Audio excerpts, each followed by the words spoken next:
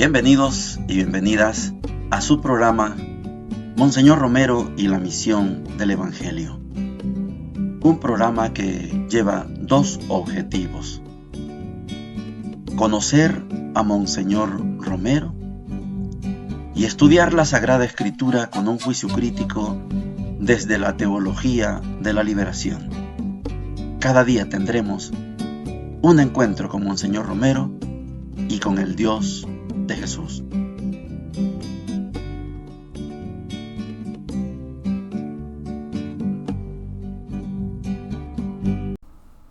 Hola, ¿qué tal? Este es su programa Monseñor Romero y la misión del Evangelio. Estamos en la segunda semana de la Cuaresma. Son 6 semanas y el tiempo del Triduo Pascual, la Semana Santa.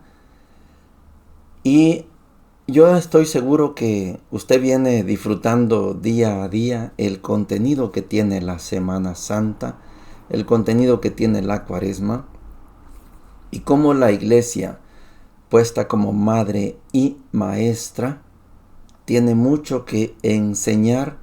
Y espero que usted, ahora que ya lleva varios meses o días o años estudiando junto con nosotros en este programa Monseñor Romero y la misión del Evangelio, puede hacer una valoración más, no solo afectiva, sino efectiva de los textos. Hoy vamos a tener una prueba de fuego en las lecturas. Yo espero que le logremos sacar el jugo al contenido que tenemos para el día de hoy. Monseñor Romero está finalizando ya, termina hoy la introducción.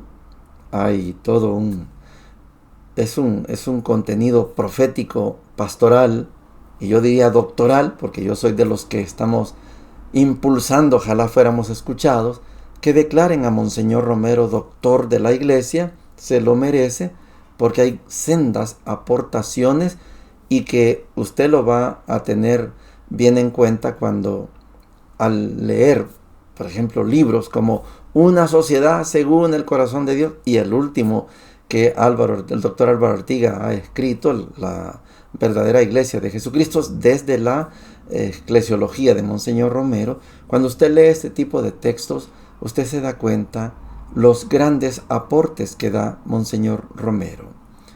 Ayer lo veíamos muy decidido a Monseñor Romero. Vamos a celebrar el aniversario de Rutilio Grande, el martirio de Rutilio Grande. Claro, ya celebré el primer aniversario de mi arzobispado. Ahora vamos con el primer aniversario del primer mártir, en este caso de la arquidiócesis de Monseñor Romero, porque hay otro sacerdote, Nicolás Rodríguez, que fue matado, asesinado, y es de la diócesis, de la arquidiócesis, pero antes de Monseñor.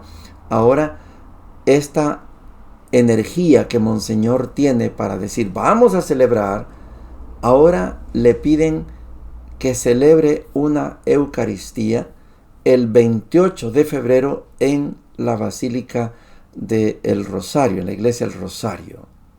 ¿Y eso por qué? Porque hace un año, el 28 de febrero, hubo una masacre, la gente que protestaba contra el fraude, y Monseñor aclara, sí, vamos a celebrar, pero no vamos a conmemorar. Esa es otra cosa, yo quiero que distingamos esa palabra. Celebramos, dice Monseñor, por los muertos, no conmemoramos un año de la masacre. La Iglesia no se mete en eso. Hay una gran enseñanza que sale de los labios de Monseñor Romero. Hay buena claridad de parte de Monseñor, hay sentimientos de pastor porque visita comunidades, pero la claridad yo la remarco, la pongo en negritas y la subrayo y le pongo colorcito para decir qué bonito cuando alguien tiene bien claro que lo que la Iglesia hace es en función de la persona humana, no en función de una acción política. Oigamos a Monseñor.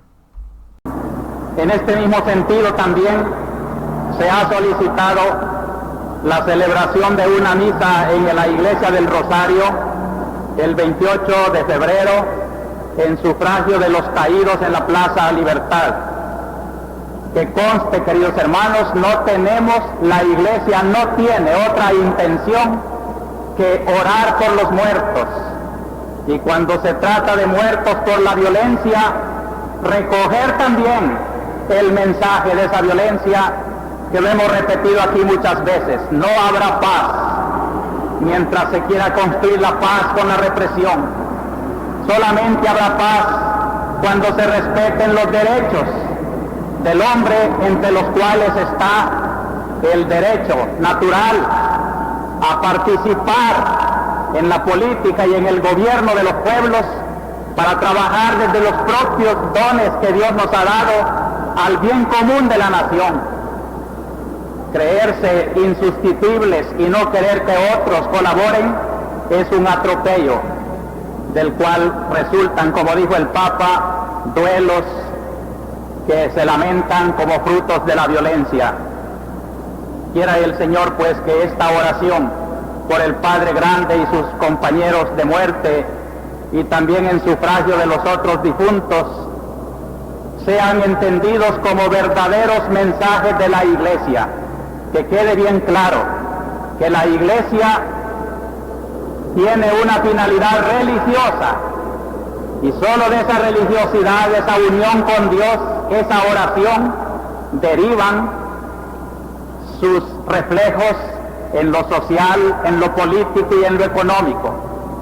Pero que todo grupo de liberación, todo partido político, toda agrupación que netamente busque estas finalidades terrenales, no tiene que utilizar a la Iglesia en sus altas finalidades religiosas. Y nadie tiene también el derecho de confundir los fines religiosos de la Iglesia cuando ellos coinciden con los fines temporales de otras agrupaciones. La Iglesia tiene una visión de trascendencia de la cual cabalmente nos habla la palabra de hoy. Pero antes quiero enviar un saludo cariñoso a las comunidades que me dieron tan cariñosa acogida en esta semana. Los Llanitos, un simpático cantón de Ayutuxtepeque. La parroquia de Concepción, donde inauguramos una clínica con la asistencia de generosos médicos. San Matías, donde el Padre Guardado nos dio una acogida con su pueblo para celebrar al patrón San Matías. Monte San Juan, pintoresca colina, donde se erige un templo bellísimo al cargo del Padre Antonio Alfaro, como gozamos en compañía de aquella buena gente. Cursillos de cristiandad que en su ultrella de lunes recién pasada manifestaron propósitos de una renovación cristiana puesta al día con las exigencias actuales de la Iglesia. También, hermanos, para pedirles una oración por la salud de nuestro querido hermano el Padre Huberto Calderón, que se encuentra en la policlínica. Y pedirles mucha oración y también mucha participación en la preparación que toda América Latina está haciendo para celebrar el próximo octubre la tercera reunión general del Episcopado Latinoamericano en Puebla. Clero, religiosos, religiosas y laicos que aman de veras a la Iglesia en Latinoamérica tienen que estar muy despiertos y aportar todo lo que puedan para que esta reunión del episcopado sea realmente la voz de las preocupaciones auténticas de la evangelización en América Latina. Sé que este programa lo escuchan adultos como yo, mayores que yo, algunos más o menos menores que yo, pero también sé que el programa lo escuchan algunos jóvenes, algunas jóvenes, y quizá hace falta poner el contexto de este segmento de la homilía. Y quiero gastar algunos minutos en contextualizar. Sucede que en 1972, esto fue en el acontecer político, hubo unas elecciones, las elecciones generales, donde elegíamos a presidente a diputados, a alcaldes, no había parlamento centroamericano. Pero sucede que en 1972 está demasiado fuerte la dictadura militar. Y eran los soldados, la guardia, la policía, la que decidía quién ganaba las elecciones y quién no. Sucede que mi papá era del Partido Demócrata Cristiano, del PDC, Pescadito, y en la casa de mi papá, en el cantón Las Crucitas, ahí se hacían los mitines. Ahí se hacía, salía la anunciadora, decíamos nosotros íbamos detrás, tragando polvo detrás del carro que andaba diciendo, oye, ay, miren, ahí en la casa de don Miguelito Osorio. Y entonces mi papá completamente de oposición a esa dictadura militar. Y teníamos la esperanza que si ganaba el Pescadito, las cosas iban a cambiar. Y ciertamente en las elecciones de marzo de 1972, las ganó el ingeniero José Napoleón Duarte. Pero los militares dijeron no, ganó el coronel Arturo Armando Molina. Y bueno, al ingeniero Duarte, después de capturarlo, torturarlo, etc., parece que ahí se cuenta que él perdió una mutilación en sus dedos y tuvo que ser exiliado a Venezuela, el ingeniero José Napoleón Duarte. Llegó 1977, 5 años después, así eran los periodos presidenciales, y creímos que esta vez sí, y se organizó algo que se llama la Unión Nacional Opositora, la UNO, donde estaban todas las fuerzas políticas juntas, y dijimos, hoy sí, pero no pongamos un ingeniero o un civil, pongamos un militar. Y pusimos al coronel Castillo. Claro, yo era un muchacho. Pero ganamos las elecciones. Ahí estaba el PDC, la UDN, el MNR. Se imagina la cantidad de partidos, solo los sindicatos, las fuerzas vivas, las organizaciones populares apoyando para sacar a la dictadura militar.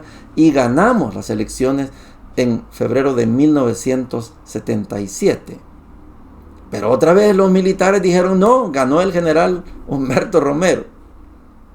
Y entonces un grupo de gente, no poco, en el descontento se organizaron en la Plaza Libertad y dijeron no al fraude, etcétera. Y ¿qué hizo el gobierno? Bueno, el gobierno masacró a esa gente que estaba ahí.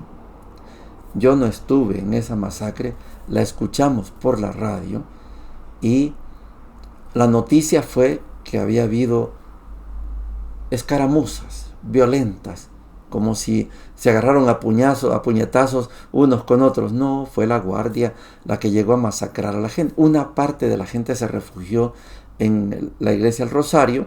Bueno, y esto es lo que sucedió un año antes de que Monseñor Romero, digo, un año antes de que están hablando hoy que hay que celebrar un año de eso. Y yo les decía, hay que distinguir la celebración por el eterno descanso de los asesinados, de los masacrados, a hacer una conmemoración. Estamos en pie de lucha porque hace un año... No, eso no. La iglesia no toma esa actitud.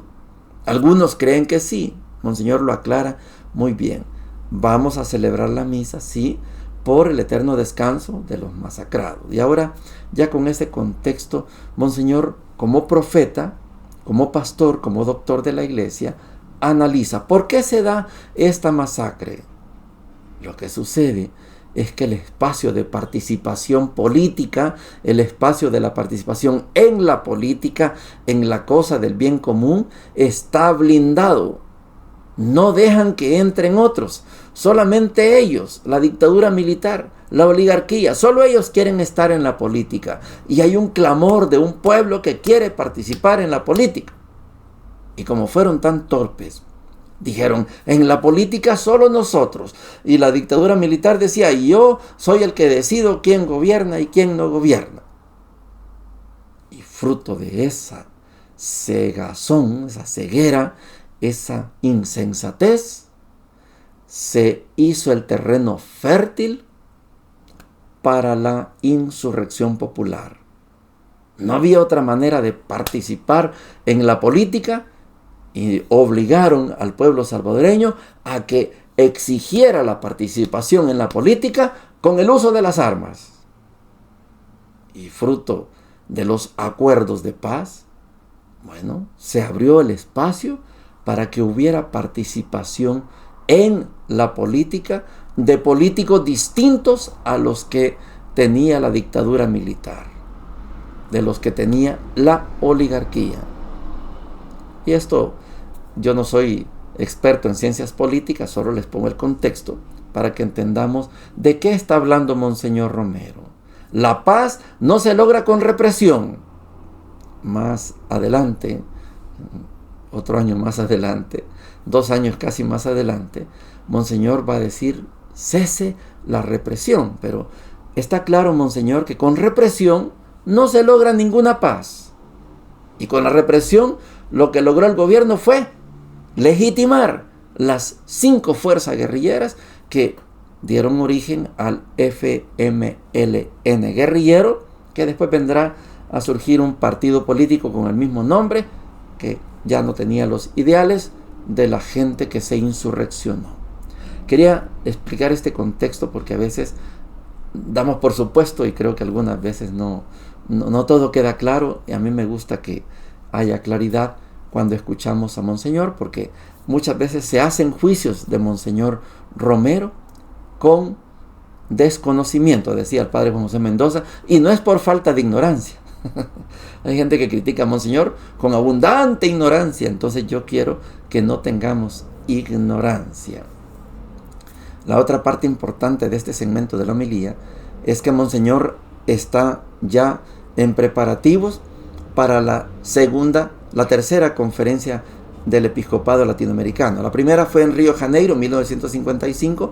La segunda fue, para mí, la más bonita, la de Medellín, ¿no? 1968. Y ya en octubre, dice Monseñor, octubre de 1978, estamos en febrero, dice, viene la conferencia, pero lo que no sabía Monseñor, que en agosto iba a morir el Papa Pablo VI, eligieron a Juan Pablo I, y no duró más de un poquito de un mes, y en octubre eligieron a Juan Pablo II.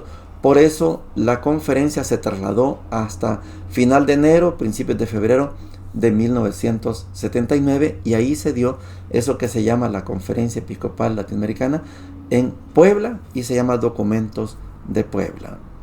Monseñor desde ya está pidiendo que oremos para que haya una verdadera expresión de la Conferencia Episcopal Latinoamericana y que se logre plasmar el pensamiento de estas conferencias de toda América Latina. Y sucede que ya, para los que quieran, ahí hay un video sobre la conferencia en Historia de la Iglesia. Yo explico qué fue lo que pasó ahí en Puebla. Hubo una verdadera batalla con la gente que apoyaba los documentos de Medellín y gente que quería sepultar los documentos de Medellín. Eso está en el video ahí sobre la conferencia de Puebla. Monseñor Romero, con este análisis que hace de la situación del país, está demostrando que él es un verdadero profeta de Dios. El profeta de Dios que conoce su realidad. Y ante esa realidad que conoce, Dios le da una palabra para que le diga a los que estamos dentro de esta realidad. Este es un profeta, no el que adivina el futuro, esos son futurólogos. Ya vamos a estudiar en la primera lectura y vamos a aprender algunas cosas nuevas hoy que es necesario asumirlas con madurez, porque si no podemos estar engañándonos. Mañana ya vamos a comenzar con los pensamientos. Mañana comenzamos con los pensamientos de Monseñor. Son 3 pensamientos como siempre. Vamos a las lecturas.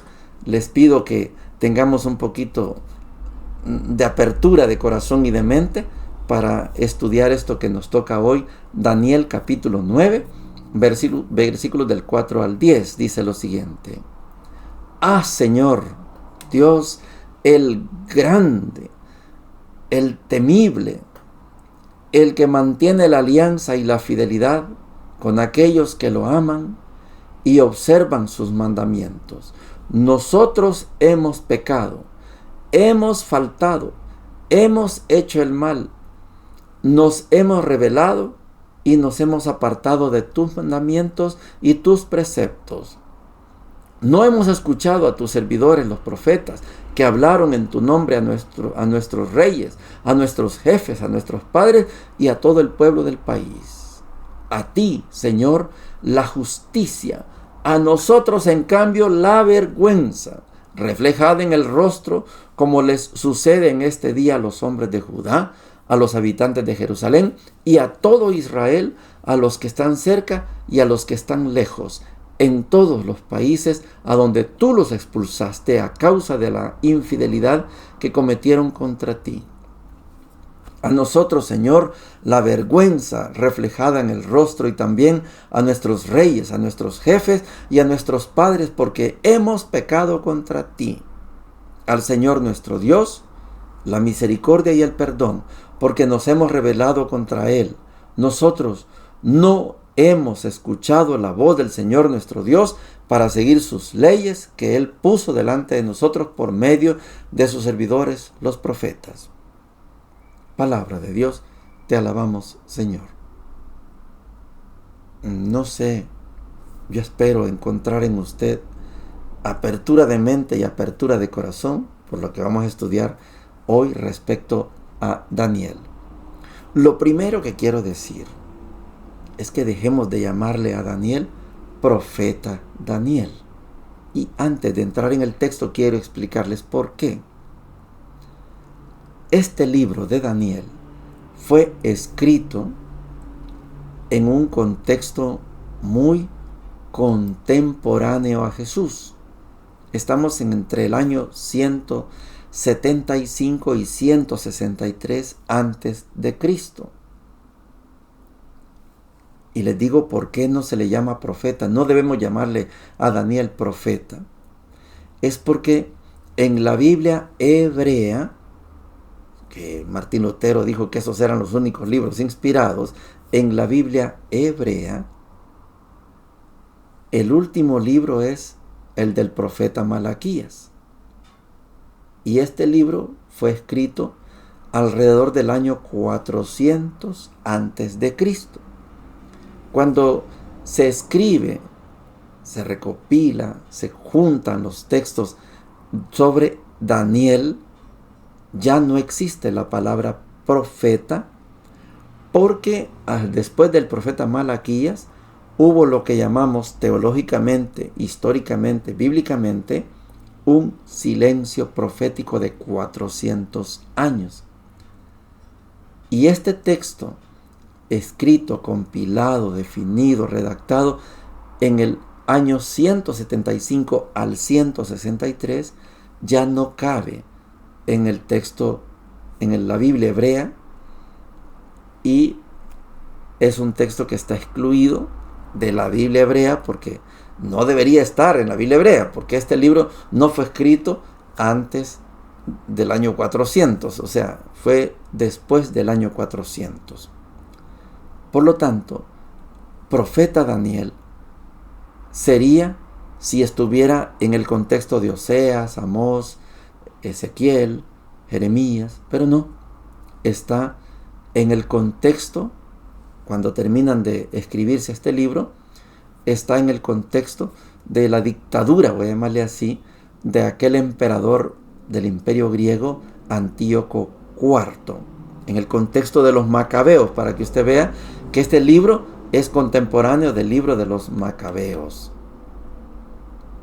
¿Y por qué digo que necesito mente abierta y corazón abierto? Porque este libro de Daniel, yo no le llamo profeta y espero que usted no le siga llamando profeta Daniel, está escrito en 3 idiomas: el hebreo, el arameo y el griego. ¿Se imagina usted cómo hacen los estudiosos para entender un texto que tiene 3 idiomas? Todo el Nuevo Testamento está escrito solo en griego, pero este libro tiene hebreo, arameo y griego. Ahora dígame usted, ¿y por qué ese libro tiene 3 idiomas? Porque el hebreo es el idioma original del pueblo israelita, el hebreo. Y cuando hubo la conquista de Babilonia, el pueblo salió a vivir exiliado en Babilonia, y allá Ciro, emperador de Persia, derrota a Babilonia y deja al pueblo libre. Y ahí aprende el pueblo el idioma arameo, porque es el idioma de los persas, de los que están siendo bombardeados hoy, Irán, Irak. Y este idioma arameo les acompañó hasta el momento de Jesús. Y como estamos en el contexto del emperador Antíoco IV, viene el tercer idioma, el griego. Entonces lo que vamos a encontrar en el libro de Daniel es más o menos un contexto, ¿se imagina usted? Un contexto de más de 300 años, casi los 400 años. ¿Y cómo se escribe un libro que tiene 3 contextos? El contexto hebreo, el contexto arameo o persa y el contexto griego. Por eso usted entiende que Daniel hable de un emperador, Nabucodonosor, y ese es Babilonia. Habla de otro emperador, Baltasar, y eso es Persia. Y habla de otro emperador, Antíoco, y eso es griego. Entonces, ¿cómo mete usted en un libro la historia de un pueblo durante 400 años? Como que alguien venga hoy y recoja todo lo que aconteció desde la conquista hasta hoy. Y empiece usted a decir, ¿y cuál era el idioma de El Salvador o de Centroamérica en aquel momento? ¿El maya? ¿El náhuatl? ¿El pipil? ¿El lenca? ¿Y cómo? No tenemos esa capacidad. Pero alguien en esa época logró meter 400 años en más o menos 10 años, 12 años. ¿Se imagina usted? Por eso las historias que usted encuentra en Daniel, no profeta Daniel, son historias de 1, 2, 3, 4 siglos. Y yo lo digo porque en el ambiente hay varios hermanos, amigos, compañeros que me contradicen cuando yo digo Daniel no es profeta. ¿Cómo que no? Pues sí. Y entonces me voy a ir a la Reforma Protestante, la que inició Martín Lutero. No, Juan Hus antes y Martín Lutero la retomó. A Juan Hus lo quemaron, Martín Lutero se salvó de la hoguera. La Reforma Protestante buscaba, se supone, redescubrir la iglesia auténtica. Y creyeron que la iglesia auténtica estaba en el Antiguo Testamento solamente en la Biblia hebrea. Por eso ellos, de la Reforma Protestante, no aceptan los 7 libros que se llaman libros deuterocanónicos, el segundo canon. Esos 7 libros dicen, no, porque esos fueron escritos después del profeta Malaquías. Pues saquen también el libro de Daniel, porque este fue escrito, reunido, compilado en el año 175 al 163. Hay que sacarlo también. Pero eso no les gusta. Esta es una cosa. Y lo otro, que este libro de Daniel pertenece a un género específico que usted va a decirme de qué está hablando. Es un género que se llama género de la apocalíptica. Apocalíptica significa lo que sucederá en los últimos tiempos. Y entonces, cuando usted escucha esa palabra género, la apocalíptica, fácilmente quiere usted meter el apocalipsis. Sí, está bien. Pero la iglesia, como madre y maestra, distingue el género, la apocalíptica, del libro del Apocalipsis. De la apocalíptica, el único libro que se rescató fue Daniel. Pero también hay un apocalipsis de Enoc, hay uno de Moisés, hay uno de Isaías, de Baruch y otros apocalipsis. Pero estos apocalipsis pertenecen a la apocalíptica. ¿De qué estamos hablando en la apocalíptica? Esto se lo digo porque un día van a leer ustedes Daniel 7 y van a decir, ¿de qué está hablando Mauricio? ¿De qué está hablando este curita? Sí, mire, la apocalíptica del final del Antiguo Testamento describe cómo va a ser la intervención de Dios ante este gran desorden que tenemos, porque eso es lo que describe el libro de Daniel hoy en este capítulo 9. A ti la gloria, a nosotros la vergüenza, porque tú nos dijiste, nos quisiste hacer pueblo tuyo y nuestros reyes, nuestros jefes, todos fracasaron y somos unos pecadores y para ti la gloria. Esto es Daniel. Pero la apocalíptica, no me van a tomar como broma. Solo quiero imaginarme aquella serie que se llamaba El Chapulín Colorado. Cuando la cosa está tan peluda, tan difícil, tanta represión, persecución, donde no se ve que hay algún horizonte de esperanza, y se clama, ¿y ahora quién podrá defendernos? Y sale el Chapulín. Este pueblo de Israel, después de tanto desorden, de tanta desobediencia, tanta calamidad, clamaban por alguien. Y aquí viene el sentimiento del Mesías. Tiene que venir alguien que sea como el rey David. Y entonces él va a poner orden en este desorden que tenemos. Y surgen visiones. Y esto es el libro de Daniel. Y Daniel tiene una visión que viene. Y oiga bien esto, porque yo lo explico también en la historia de la iglesia. Oiga bien esto, porque Daniel habla de una figura humana que se llama hijo de hombre. Oyó, hijo de hombre. Y en el evangelio, en los evangelios, se usa una figura que se llama hijo del hombre. Y se lo atribuimos a Jesús. Sucede que la apocalíptica de Daniel, no sé, la de Enoc, la de Moisés, la de Daniel, ellos se imaginaban un ser celestial con figura humana que traía el libro, que traía incienso y que etcétera. Y pensaron que así iba a ser la llegada del Mesías. Y cuando leemos el Nuevo Testamento, todo lo que está dicho por Daniel no se cumplió. Y no se equivoque usted, que Daniel no está hablando de la segunda venida de Jesús. Nada que ver. Daniel es cómo se imaginaban ellos que iba a ser la liberación de parte de Dios, porque ese desorden no lo soportaba nadie. Antíoco nos está matando. Nos ponen a adorar una estatua y no tenemos reyes, ni profetas, ni sacerdotes, ni nada. Tiene que venir alguien, un nuevo rey David. Este es el Mesías que ellos esperaban. Por eso se ríen de Jesús y lo crucifican. ¡Ja, baja de la cruz, Mesías! Sí, se burlan porque ellos creían que Daniel tenía razón. Y Daniel no tenía razón. Jesús nace de una muchachita, María. Y Marcos dice, apareció un tal Jesús allá en el desierto. Quería explicar esto y espero que no se me escandalice por lo que acabo de decir. Pero esto es análisis, esto es exégesis, esto es estudio profundo de un libro. Ojalá tuviéramos el tiempo para leer todos los capítulos del libro, pero no tenemos el tiempo en este programa. Ojalá un día pudiera ver.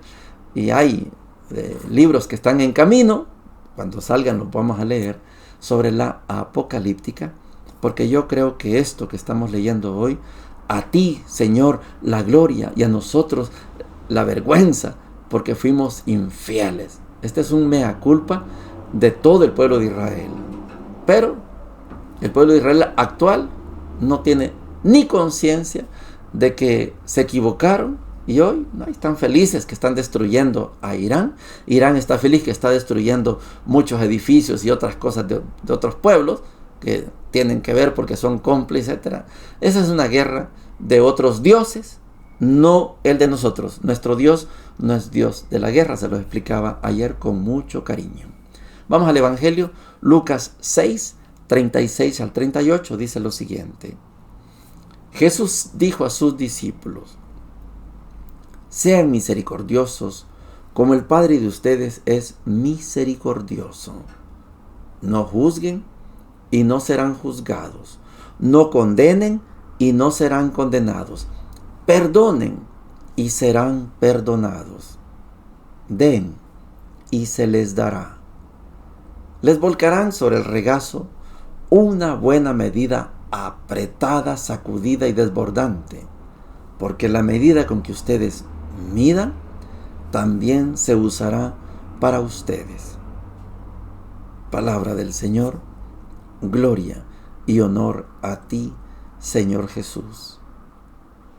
Si usted está viendo el video, note que estoy sonriendo, porque cuando venimos de leer a Daniel, no profeta Daniel, cuando venimos de leer a Daniel, nos imaginamos a ese hijo de hombre y lo confrontamos con el que está hablando en Lucas capítulo 6. Está hablando el hijo del hombre. Y no es lo mismo, no coinciden el hijo de hombre de Daniel con el hijo del hombre que se autollama Jesús.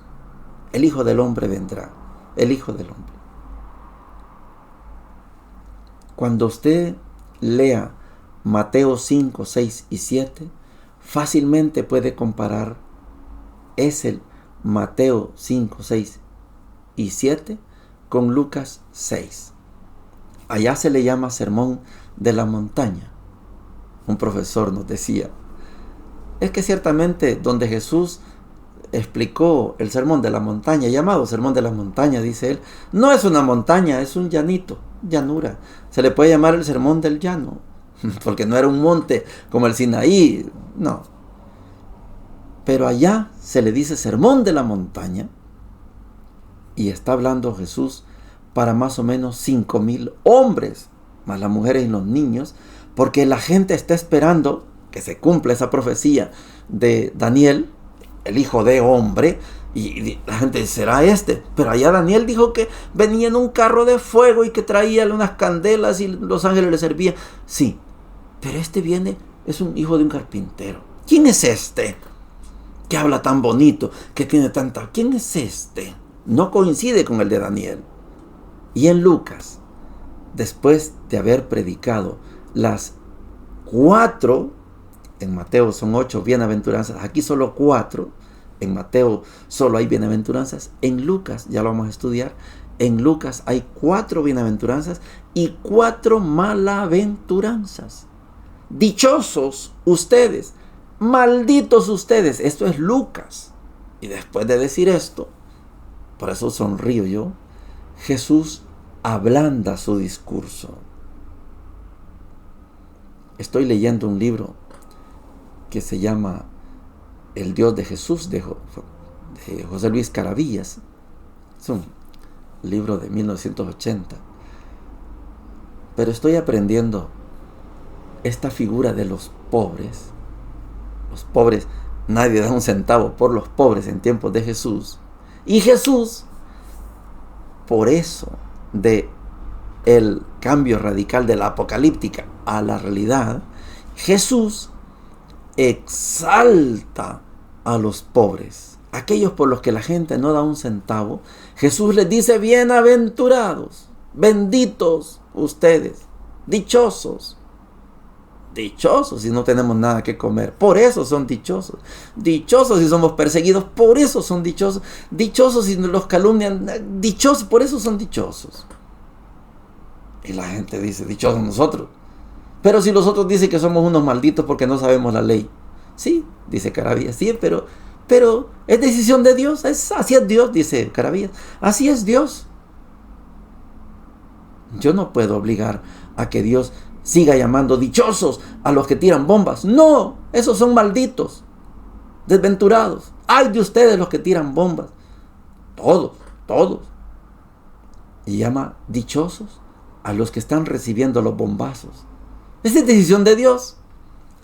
Y hoy, después de haber dicho, bienaventurados los pobres, malaventurados los ricos, Lucas presenta a un Jesús bien tranquilo, bien sereno, Sean misericordiosos, como el Padre de ustedes es misericordioso. Sean como Dios. Pero acabas de decir, dichosos los pobres y malditos los ricos. Sí, pero sean misericordiosos. Yo me sonrío porque si no tenemos los contextos, a veces podemos hablar, voy a usar una palabra salvadoreña, chuladas, maravillas, pero sin el contexto no vamos a entender. Al decirles, bienaventurados los pobres y desdichados, malditos iba a decir, malditos los ricos, Jesús calma las aguas. Sean misericordiosos como su Padre es misericordioso. No juzguen y no serán juzgados.